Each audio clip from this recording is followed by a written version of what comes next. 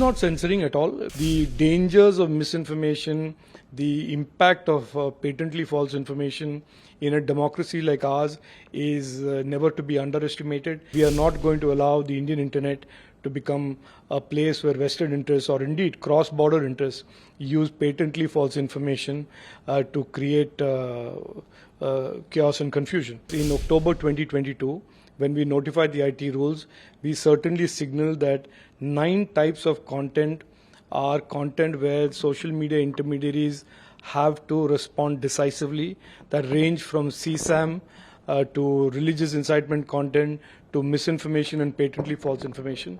The dangers of misinformation, the impact of patently false information in a democracy like ours is never to be underestimated. It is a clear and present danger. And we signaled this in October of last year that we are not going to allow the Indian internet to become a place where vested interests or indeed cross-border interests use patently false information to create chaos and confusion. And it is to help that process and make it even more streamlined and transparent that we have said in the matters of government content and government information. This is what the intermediaries want.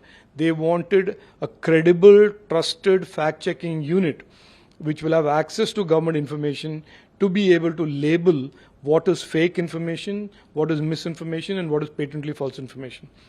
And that is why the rules yesterday notified talks about the government of India through MeitY notifying such an organization in the future that will be the fact checker for all government content and government information.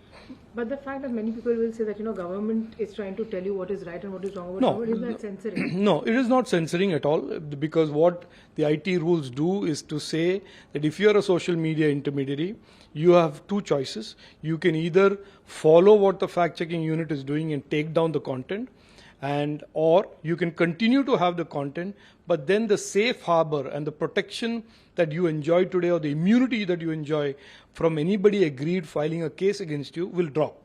So therefore, if I am an aggrieved government department and there is a social media intermediary that is carrying a fake information, and the social media intermediary, despite a fact checker saying that it is false, continues with it, which is their choice, then I at least have the legitimate right to pursue my justice, my quest for justice in a court of law.